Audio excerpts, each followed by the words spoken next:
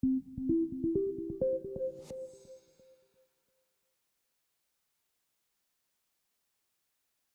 morning, everyone. It is an honor to be here, especially because your theme is something that is close to my heart. You are talking about reimagining, and I have a whole podcast called School Leadership Reimagined that talks about just that. How do we reimagine our work, especially in light of everything that's happened this year? I mean, this year, this school year is just, it's almost cliche to say now unprecedented.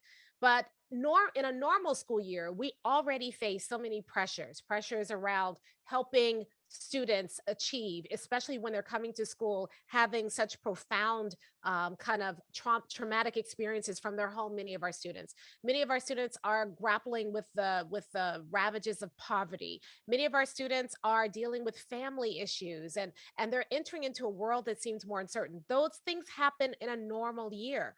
But this year, in addition to that, we are also grappling with the trauma that comes from flooding, the trauma that comes from a soon to be post pandemic world. We're still grappling with what that looks like as we move through the COVID pandemic.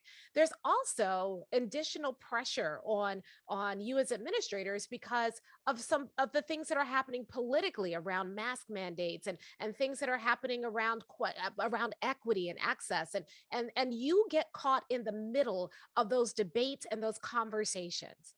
This year, if a normal year is just kind of a 2D year with challenges, this year is 3D.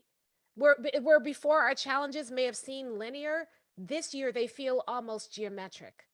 And so it seems odd that that with everything else going on, today I'm going to be talking to you about how do you build your teachers' capacity? How do you tap into their gifts, their talents? How do you keep them motivated and engaged? It seems odd that we'd be focusing on that when there's so many other things that are facing us.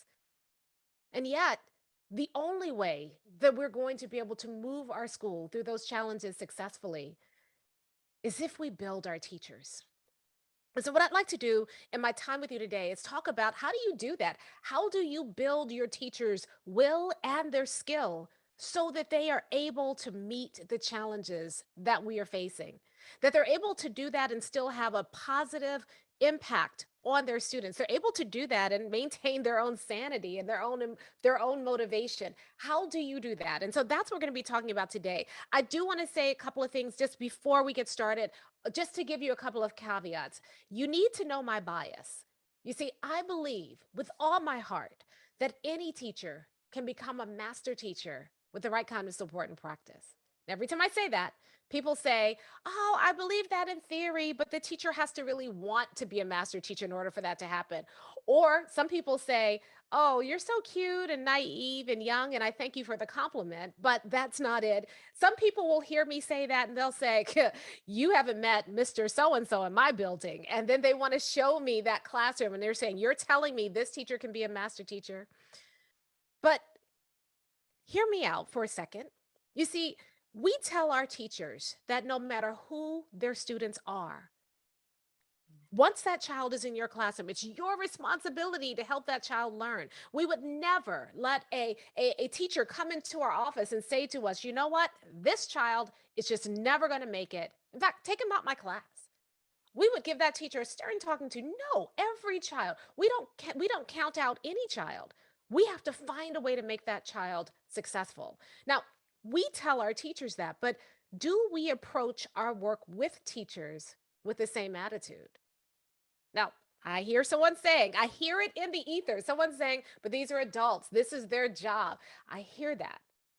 But if we're really going to reimagine schools, part of doing that is that we have to reimagine our capabilities in terms of moving any teacher towards mastery. And when I say mastery, I'm not just talking about checking off all the boxes on a teacher evaluation rubric, though that's important. When I say masterful, what I mean is a teacher who is able to have a positive impact on every single child in his or her classroom. Isn't that what we want? And so that's the belief that I walk into the world with. And I want you to know that from the very beginning so that you can recognize my bias when it shows up. Because what we're going to be talking about today is how do you do that? How do you help every teacher develop the will and the skill to be able to reach every child? And so in order to do that, the first thing we need to do is we need to understand, what do I mean by will and skill?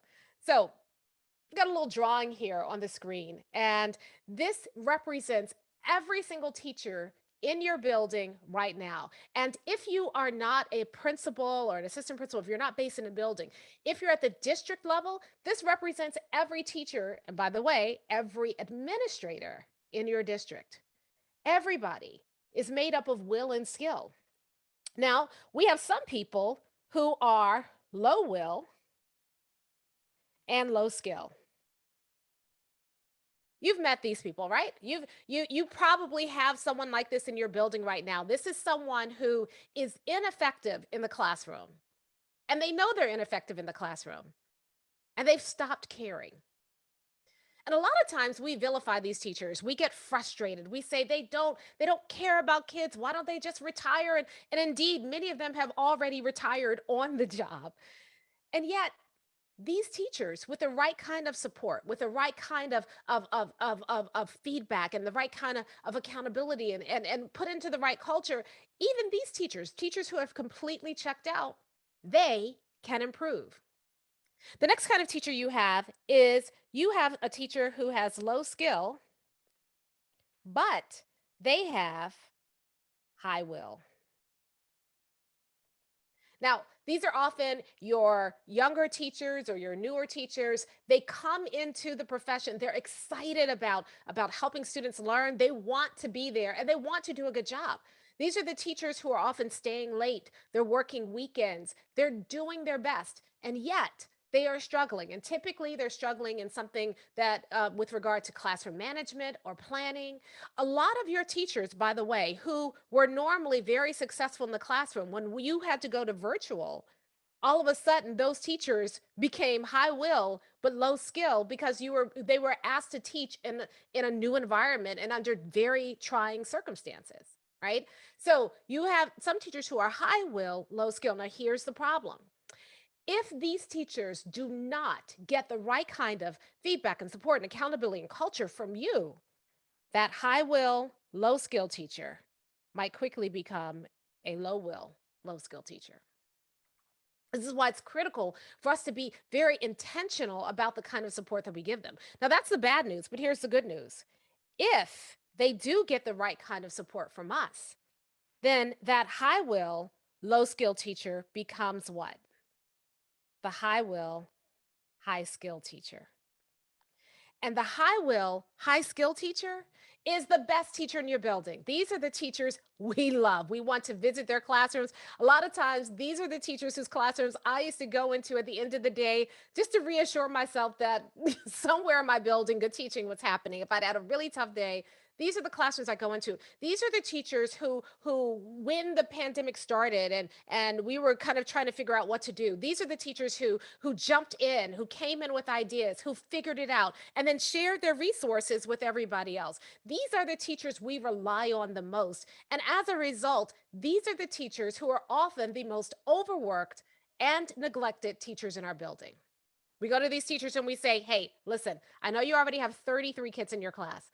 We've got another kid coming in and another student coming in, and this one's a bit of a handful. So do you mind taking him on with everybody else? And the teacher will say, yeah, come on, bring him in. You know, I'll work with it. I'll make it work. Meanwhile, they look down the hall and their grade alike or their subject alike colleague has 20 students in the classroom, and they're not being asked to do anything. These are the teachers who get the worst feedback from us. These are the teachers when we go into the classroom, we just say, great job, good job. And they hear that and they appreciate it, but they are craving feedback that pushes them, that helps them grow. And so if we're not careful over time, the best teachers in our building can become the most dangerous teachers in our building. And the most dangerous teacher in our building is low will and high skill. These are the teachers you're not going to evaluate out. These are the teachers who often have the ability to be great, but refuse to use their powers for the good.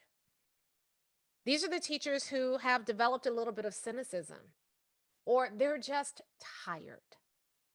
Now, the bad news is that if these teachers don't get the right kind of support from us, soon they become low will, low skill. But here is the good news, and I've seen it happen. If these teachers get the right support from you, then the most dangerous teacher in your building can quickly become the best teacher in your building.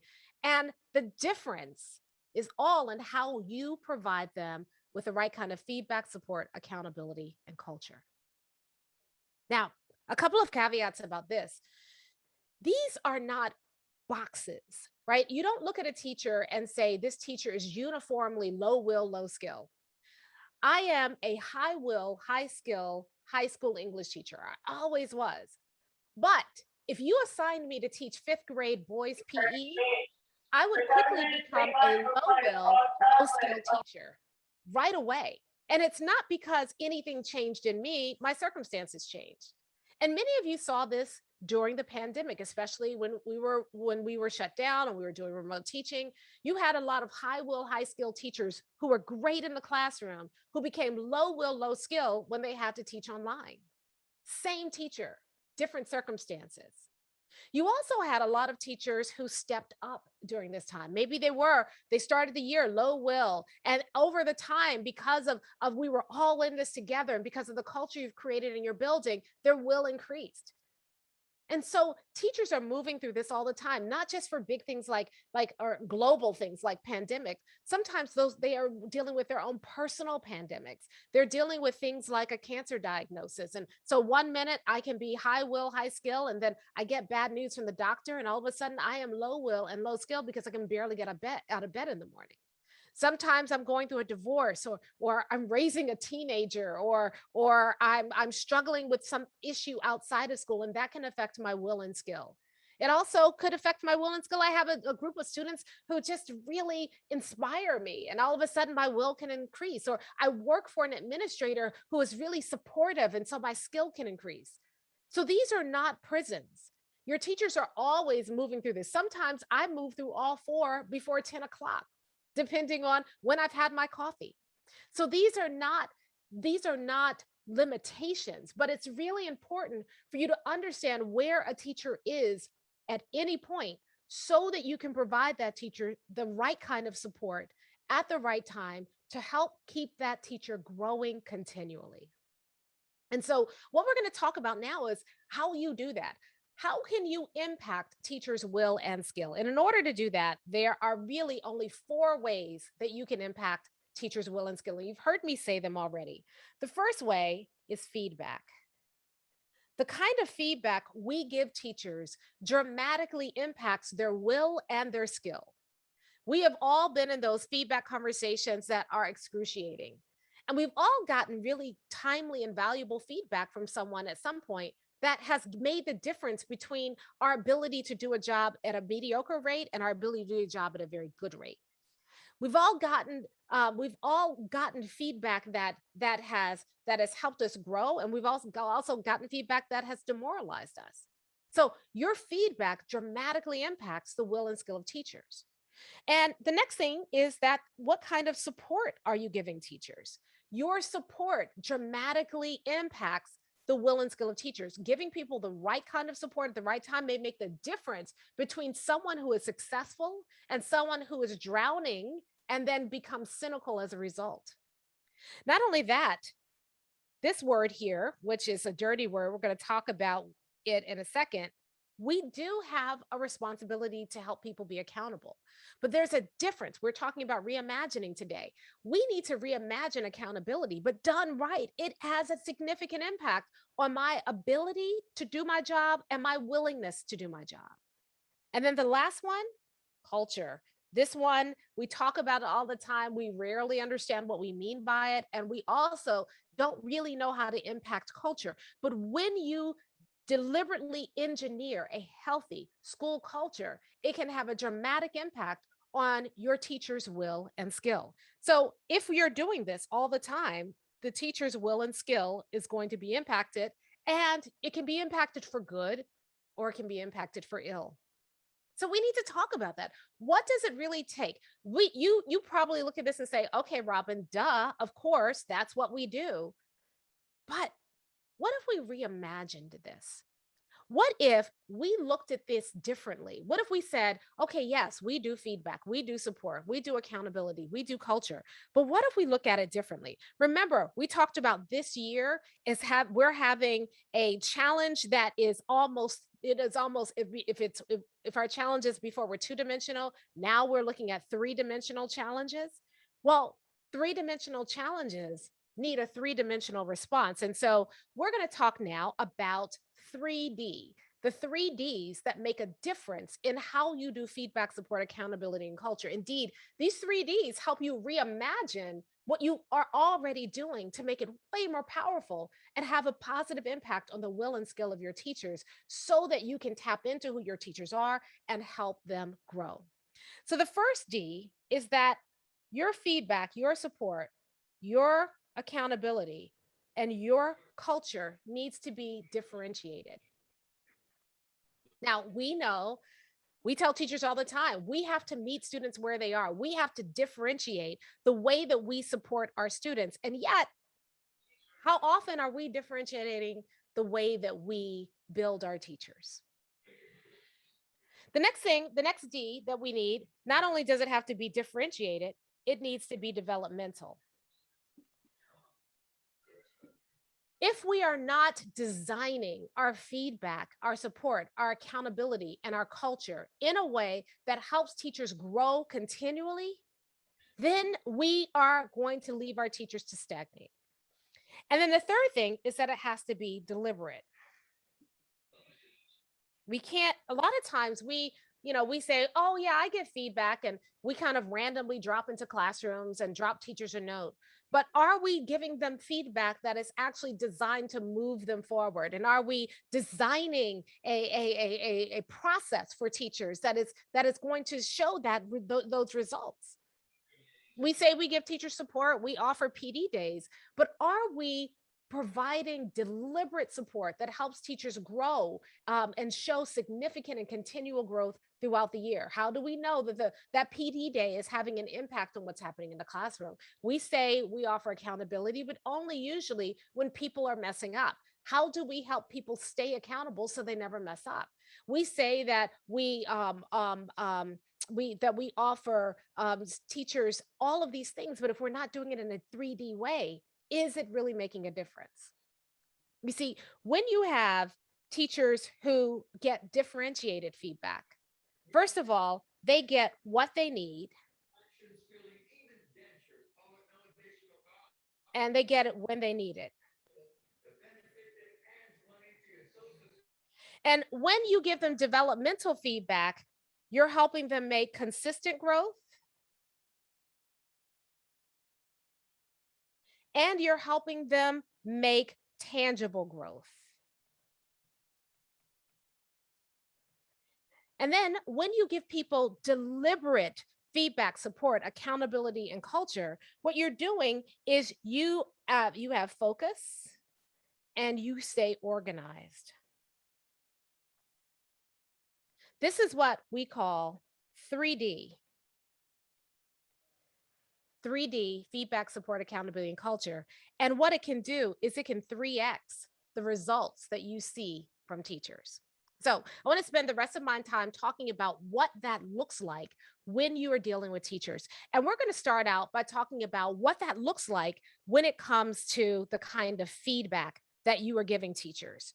And so I want to kind of give you an illustration that I hope will make some sense. And I'm a terrible drawer, so I'm going to be, as you probably have already noticed, but I'm going to want you to imagine that you, instead of being a school administrator, you are the supervisor of a line where you are building automobiles. And you've been brought in to help grow the output of the line of automobile, that they're doing. So, right, your goal is that you want to produce 300 cars per day, 300 cars per day. Now, at the beginning of the line, you've got person A. Person A assembles all the parts, and then person B builds the engine. Okay, I'm going to be terrible at this, but person C um, uh, builds the body. Person D attaches the engine to the body. Person E um, puts tires on the car. Person F paints the car. Person G puts the windows in. Person H inspects the final car and then drives it off the line. And there we get to the car. Now, person A, max capacity, can produce 175 cars a day. Person B can produce max capacity 250 of what he does. Person C, great. They can do 320, 325. Person D, 300. Person E, 150. Person F, 175. Person G, 200. And person H, 275. Now, I want you to look at this. So I'm going to put it up big so you can see it. And I have a question for you. How many cars, what is the maximum number of cars that this line can produce any particular day?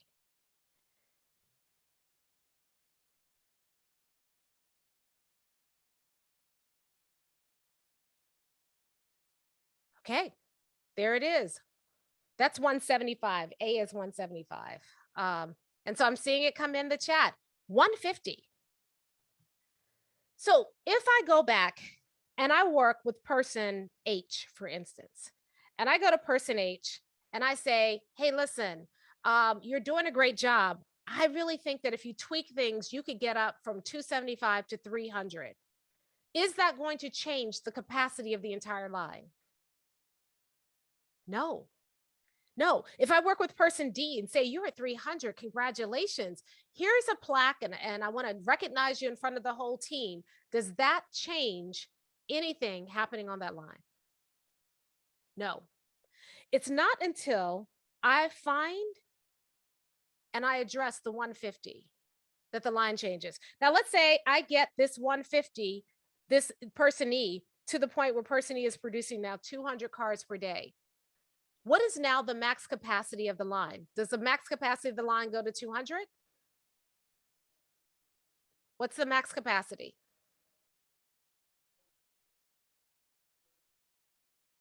Thank you, Jennifer. I see it. 175. That's it.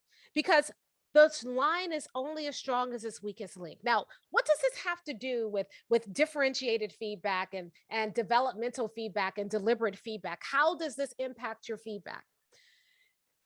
If you go in and you give teachers feedback about something that is not their personal 150, it doesn't change teachers' performance.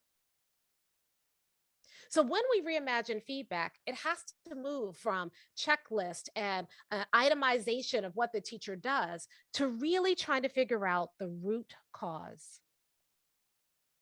One of the things that we teach in our workshops is we teach something called micro slicing. And it's really about this idea of going in and observing. And yes, you see all these things going on, but then you're going to analyze what you've observed to get to the root cause. What is the 150? Because the moment you find the 150 and give people feedback around their 150, then that's what moves everything. When I help you improve in the thing that you are struggling with the most, the root cause, then everything gets better. Notice the moment I increase the capacity of person E, that 150, that's the moment the entire line's capacity increases. So we've got to stop giving feedback that is very generic and start giving people feedback that is very deliberate, that's differentiated to where they are, and that is focused on helping them identify their most important thing to work on, their one thing, and then helping them improve in that one thing, because that one thing, improving in that one thing, improves the entire teacher's performance. That's what it means to have 3D feedback. So the next thing is, how do we get 3D support? How do we get 3D support? And so in order to do that, I want to draw something else for you again.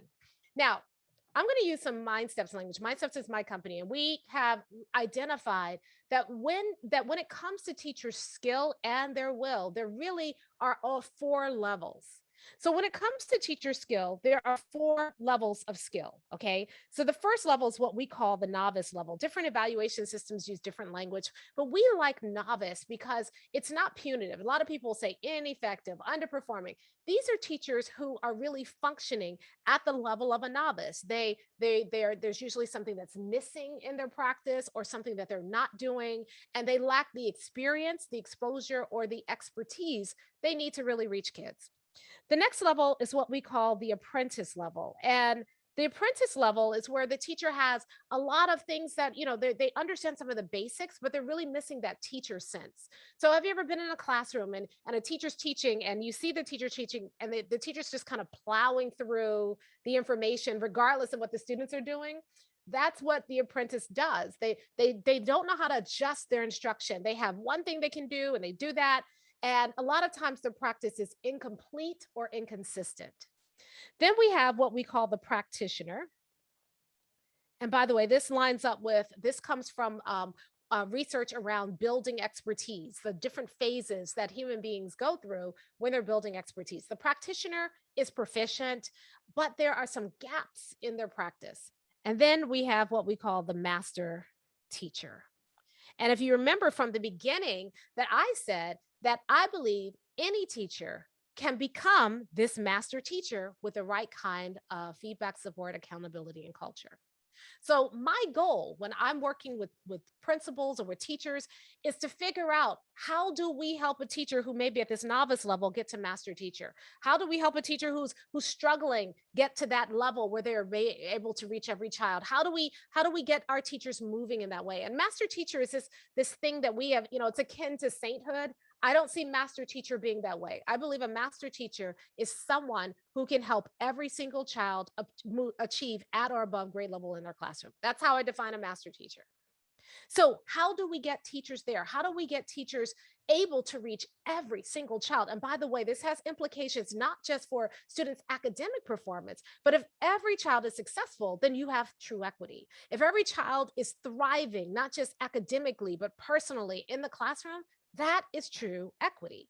So how do we get there? Well, the challenge about getting there where you want 100% of your students thriving and achieving, how do we get there? Well, the challenge we have is that if you have teachers who are at the novice level, because their practice is inconsistent, they can reach very few students. So if we leave teachers there, if we don't give them support that helps them grow from there, then we cannot expect that teacher to impact many students in the classroom. The teachers at the apprentice level, they can reach some students. So the moment that someone moves from novice to apprentice, you move from few to some students being successful. Now, that practitioner teacher, if you look at the description of the practitioner teacher, they are proficient. They are reaching most of their students. So the moment you can move a teacher up to the next level, from apprentice to practitioner, you go from some to most students being successful. And then that master teacher is a master teacher because they reach all students. And the moment you help somebody go from practitioner to master teacher, you go from most of your students being successful to all of your students being successful. And so our job, the way we provide people with support, should be focused on helping them grow in their skill in ways that directly impact success for students. Think about this. The moment I go from novice to apprentice to practitioner to master teacher, that's when I move my school from few to some to most to all. This is how I get to 100% of my students thriving and being successful. So what does 3D support look like? 3D support looks like being very deliberate about understanding, first off, where are your teachers right now? Who are the novices in your building?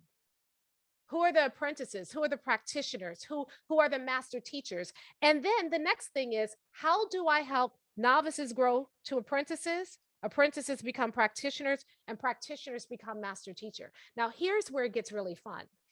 One of the things that I do is I talk a lot about how do you turn your school into a success story with the people and with the resources you already have. Because I don't believe in fantasy success stories, right? Like I could be a success if I had different teachers, or my school could be successful if we had more resources. We don't have time for that. So I want to know, and I'm obsessed with trying to figure out, how do you do this? How do you get to 100% with the people and resources you already have? And this is where 3D support comes in. If on year one, I have teachers who span the gamut. I've got novices, apprentices, practitioners, and master teachers. But in year one, I work to move everybody one level in one critical area in 1 year or less. Then in year one, in the most critical areas for my school, I no longer have any novices. If everybody moves one level in the most critical area, then if I do support that way, if my support is that differentiated, that developmental, and that deliberate, then it means that at the end of the year, everybody's moved up one level. So there's nobody who is now ineffective in the most critical areas that need to be addressed in my school. Now, year two, I've got apprentices, I've got practitioners, I've got master teachers. Now, certainly I may have hired someone, or someone's transferred in who may be at the novice level, but so I can continue to work with them. But the teachers who have been with me, I have found a way to tap into their talents. I have found a way to motivate them. I found a way to work both their will and the skill and provide them with the kind of 3D support they really need, so that now I'm moving them up another level. All the apprentices become practitioners, and the practitioners become master teacher. That's year two. And at the end of year two, in the most critical levels of my school, nobody's functioning at the apprentice level if I'm really deliberate about this. And then here's what happens. Year three, I've got practitioners. Now, maybe I have a few novices and apprentices, people transfer in, that sort of thing. But I've got mostly people operating at this practitioner level. And then by the end of year three, I move them to the master teacher level. In 3 years, in the most critical areas of my school, I've got my teachers operating at the point where they're reaching all of their kids, and I can get to 100% success in that area for my students. That's what 3D support does. And so when we're talking about reimagining support, we have suffered under the paradigm that we can't ever get there, that there's no such, master, you rarely run across a master teacher. It's a once in a career occurrence. A master teacher is almost Sasquatch. But what if we reimagined the way we saw teacher growth and development? What if we actually walked into the building and we said, in the same way that we expect our teachers to say, I don't care who this child is in my classroom, once they get in my classroom, I find a way to help that child succeed. What if we walked into the school building and said, I don't care who these teachers are, if they're going to work in this building, then they're going to be on the pathway to mastery. We have somebody we're working with right now, and she started out, she was in a school district where she was a brand new principal. She was the third principal in 2 years to come to the school. The last principal quit in October, and they moved her into the school in November. And she came to one of our workshops in January, and we started introducing her to this idea. And her school was, out of 52 elementary schools in her district, her school was number 51 out of 52 in terms of reading and math performance. She had a huge thing. She had a culture that was broken. She had kids who were kind of out of control, and she was trying to figure it out. And I said, if you use the traditional way that you've been taught, you are going to struggle. We've got to reimagine how you see your teachers. And that's what she did. She went back. She started giving them 3D feedback and 3D support. She didn't have the accountability and culture piece yet. And between January and June, her school jumped from number 51 in the district to number 25. just in that short amount of time, just by reimagining how she gave teachers feedback, support, accountability, and culture, she changed that school. Then she said, you know what?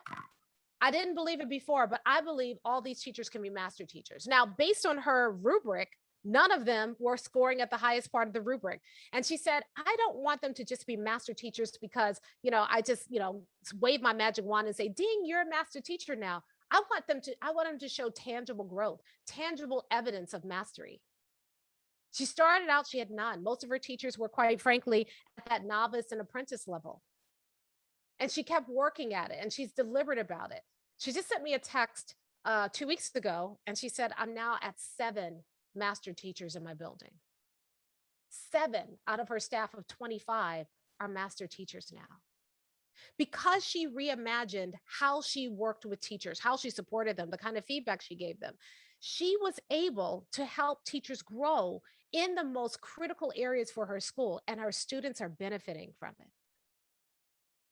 What if we rethought how we supported teachers? What if we brought this approach to our support for teachers? What if we were very deliberate and we looked at our teachers? We teach something called the teacher dashboard, and we tell principals that if you create a dashboard and you look at where your teachers are and you go to that dashboard every week and you try to figure out, okay, what do I need to do this week to help this teacher grow? Then you start seeing that tangible growth. You're being very deliberate about it. You are being very purposeful in the work that you're doing. You're not wandering into classrooms. Your dashboard is telling you, these are the classrooms I need to be in this week because these teachers need my support. And then you're differentiating your support based on where teachers are, because a novice teacher needs a different kind of support than a master teacher. So you're giving the novice teacher the support they need to grow, but you're giving the master teacher the support they need to grow. And you use the dashboard to manage that so that you're not just driving yourself crazy. Then when you get in the classrooms, those classroom visits mean something. When you follow up with teachers, you know exactly how to follow up with teachers. And that's how you create that consistent growth that's not punitive. These labels, novice, apprentice, practitioner, master teacher, they're not evaluations. They give you the information you need to be able to differentiate your support, to make sure that your support is developmental. You know what that next step in their journey looks like. And to help you be deliberate about how you group teachers, about how you support teachers, and you're being very, very intentional. And when you do that, this is not just a diagram. This is your reality in your school. And who benefits the most? Your students.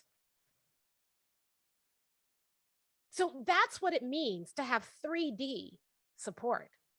Now, let's talk about accountability. Accountability is a dirty word. I drew you a picture. Don't laugh. Years ago, I read a book by Chip and Dan Heath called Switch. And Switch is all about this idea about how to bring change to an organization when change is hard. They gave a metaphor for change that changed everything for me, because it helped me really understand what is involved when I'm trying to make some sort of systemic or organizational change. And here's the metaphor. They said, change is like when you're trying to change people, you have to understand that there are 3 factors involved. And so they use the metaphor of an elephant, a rider, and a path. Right? The elephant is what I would consider the teacher's will.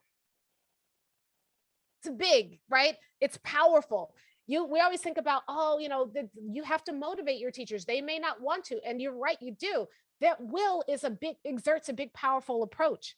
Now, I think about the rider, the one who's kind of guiding the elephant. I think about that as teacher skill. Right? That's the logical piece of a person. That's the part that we feel is the most tangible and easily to change. But the rider doesn't really have any power over the elephant. They can guide the elephant, but if the elephant doesn't want to go, what happens?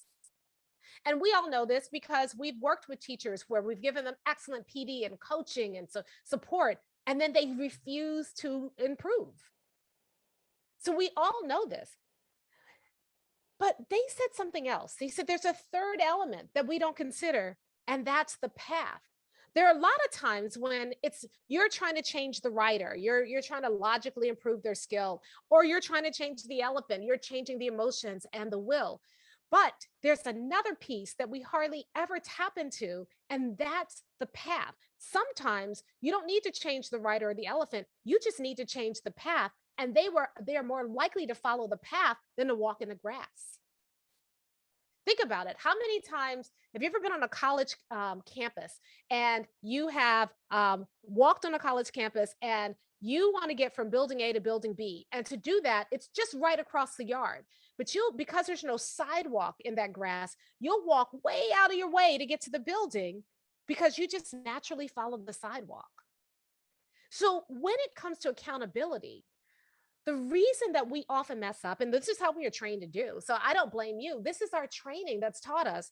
Our training teaches us that if you want to hold people accountable, then you need a carrot and you need a stick. But when you think about 3D accountability, which is really about helping people do what they're supposed to do, even when you're not looking, maybe we ought to think about the path, and that's systems. One of the things that I always teach is you never blame people. You always blame process. If there's something that people are not doing, whether it's getting grades in on time or using the right assessments or using formative assessments or showing up on time or whatever, recording things or filling out forms for IEPs, whatever it is, those accountability pieces that help make sure that your students are getting served. Well, a lot of times we use the carrot. Please do it. It's really important. Or we use the stick. If you don't do it, I'm going to write you up. How's that working out for us? In most cases, it's exhausting. In most cases, if you're going after somebody, it hurts you, it hurts the teacher, and it hurts your culture because other people are watching and they're saying, even if they agree that teacher is something that needs to be addressed or someone who needs to be addressed, they're worried based on how you address that teacher. They're worried, okay, am I next? So we don't build true accountability. True accountability is for people to do the right thing, even when I'm not watching. If you're spending all of your time chasing, checking, and correcting teachers, you're doing it wrong. Because what you're doing is you're making yourself accountable. You're not helping the teachers be accountable. And so what we have to think about with accountability, if we're going to do 3D accountability, 3D, skill, will, and systems, that's what makes true accountability. So if you are seeing teachers who are not being accountable, usually it's not the problem with the teacher. It's a problem because you have a system. Remember, every system gets the exact results it was designed to get. If you're not seeing the results you want, it's not the people, it's the system. So what systems are we putting in place to make sure that people thrive? And I'm really passionate about this because a lot of times people will say to me, but I have this teacher and I just need to get rid of this teacher. This teacher needs to go. And the problem is when I go into that school, usually there is a process problem that teacher is a part of a process that is exacerbating that teacher's intractableness or their stubbornness or the toxicity that's happening. And so I say, if you get a better teacher, better in quotation marks, and you put them into the same broken system, guess what's going to happen? They're going to start behaving this exact same way. You've got to fix the systems. And there are some critical systems you need to put in place. You need systems around how you give feedback. You need systems around how you give support. You also need to help teachers create systems. I was talking to a principal yesterday, and we have something called Buildership University. We have office hours where I sit and coach people, and anybody can show up and they get answers to questions. And she was really frustrated because she said, my staff is overwhelmed. I want them to do an intervention period this year. We need one because our kids are behind and they believe in it, but they're just overwhelmed. And I said, well, what are they supposed to do during the intervention period? She just, well, it's up to them. I said, well, that's why they're overwhelmed. You've thrown intervention at them, but you haven't helped them develop a system for intervention. So of course they're going to be overwhelmed because all 26 of your staff members are having to create 26 different intervention systems. What if you gave them one system? You don't rob them of their autonomy. You create a system that allows them to kind of tweak it and make it work, but you give them a structure that they can rely on. Overwhelm disappears.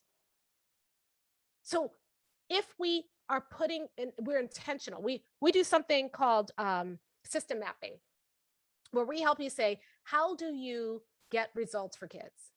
And you map it out. You take sticky notes, you put them on the wall. Okay, this is the way we get results. And you look at that entire system and you say, where are the holes in the system? Where are the single points of failure? And then how do we improve the system so that we can guarantee success for students? And the tighter you do that, the more that you do that, you give teachers structure. You invite teachers to be involved in creating systems that work for them and the students. And then you have accountability because they are a part of creating that system. And you tap into their expertise. There are things they know that they can add to your systems to make them better serve students. Everybody owns it and everybody's accountable to it. And you don't spend all your time chasing, checking, and correcting everybody.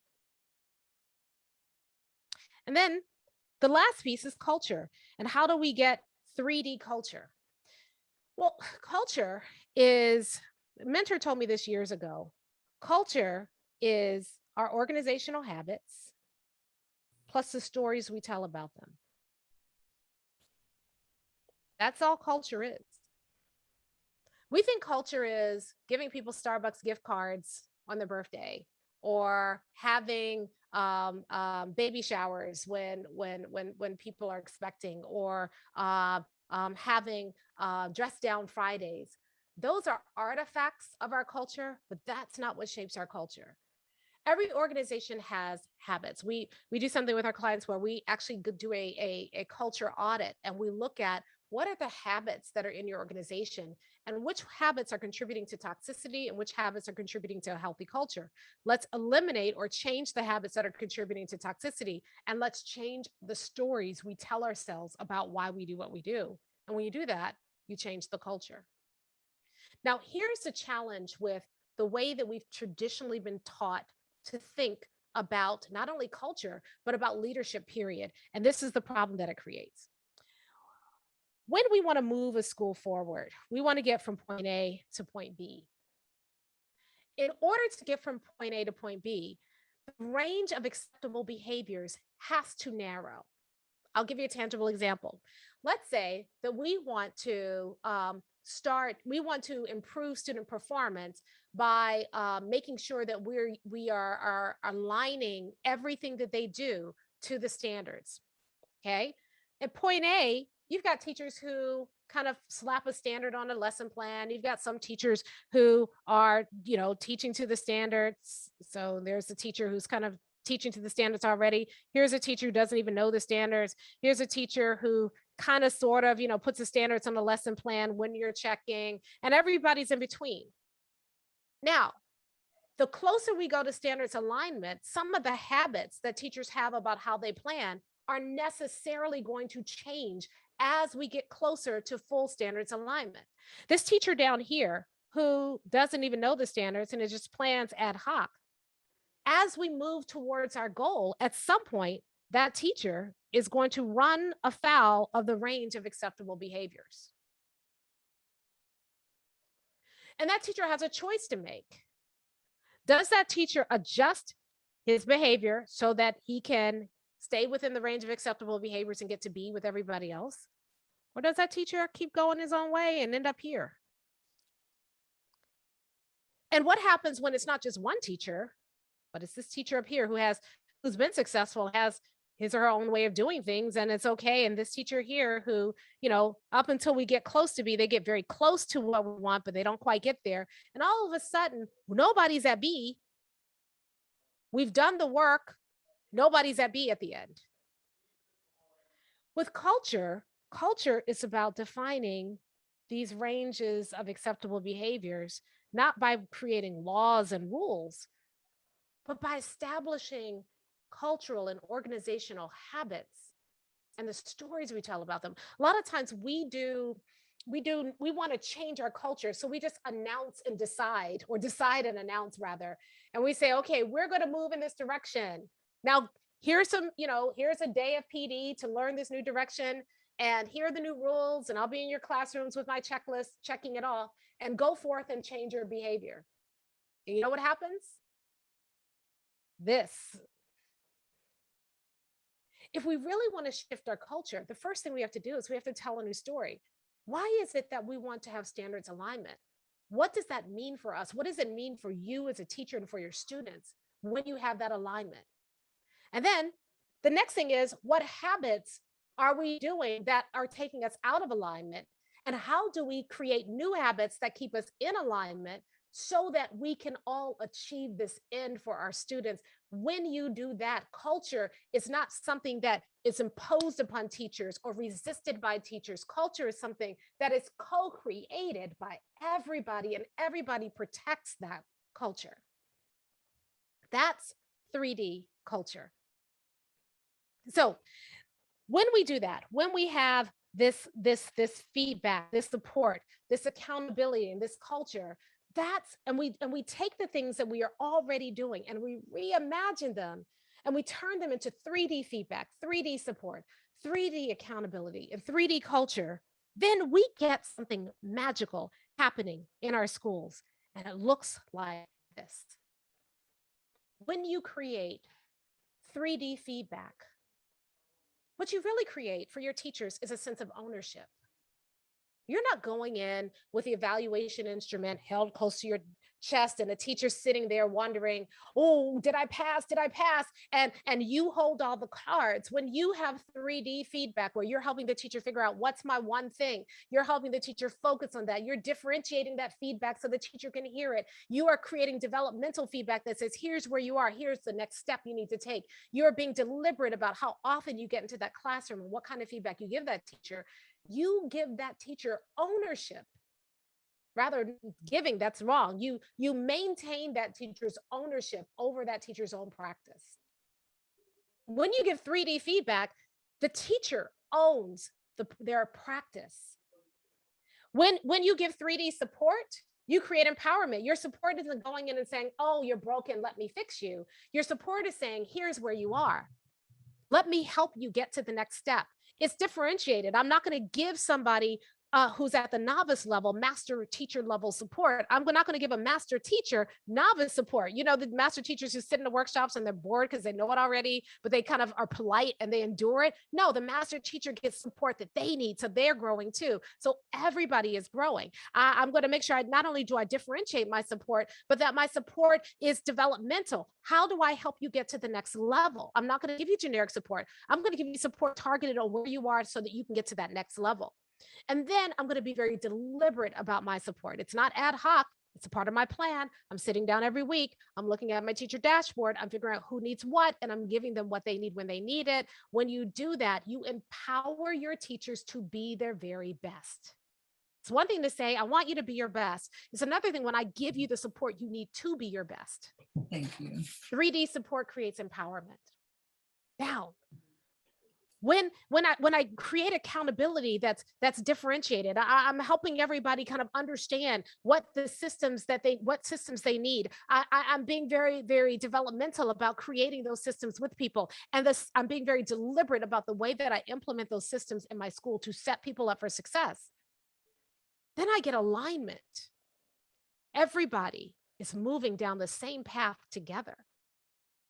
And then when I have 3D culture, when I create a culture that's differentiated based on where people need to be able to find their way into the culture, when I create culture that's developmental, how do I create and develop these habits together, these organizational habits, and how do I change the stories and develop and co-write a story together with my staff? And how am I deliberately engineering that kind of culture every single day? Then that's how I create true engagement. That's how I create the engagement in my staff. And when I do that, that's how I move, will, and skill. So I want to challenge you today to reimagine how you provide feedback. Is it creating ownership for your teachers? I want you to reimagine how you provide support. Is it empowering your teachers to be their very best? I want you to reimagine how you provide accountability. Is it creating that alignment in your staff? And then I want you to reimagine how you engineer your culture in your school. Is it creating true engagement among your teachers? You know, I have a theory, and it's really about this idea of becoming a builder. You see, in 2000, 9, I was trying to figure out, how do I help every teacher become a master teacher? And I read an article, random article in the Harvard Business Review by economist named Amir Haque, and he introduced me to an idea that I have seized upon, and it has changed everything for me. He introduced this idea of a builder, and he said, when you're a boss, bosses say go. You've heard this before, right? And then leaders, what leaders do is they say, let's go. And I think there's even a poster that says that. Bosses say go, leaders say, let's go. And we want to, we feel good about the let's go. We're right there with the teachers. Come on, let's go together. But when you stand where your teachers stand, you can only see what your teachers can see. It isn't until you step away, go ahead, and start building the thing that you want to build, the school that you want to build, the organization that you want to build. It isn't until you step away and do that that you can see differently. And so I love bosses say go and leaders say let's go, but let's go is no longer enough.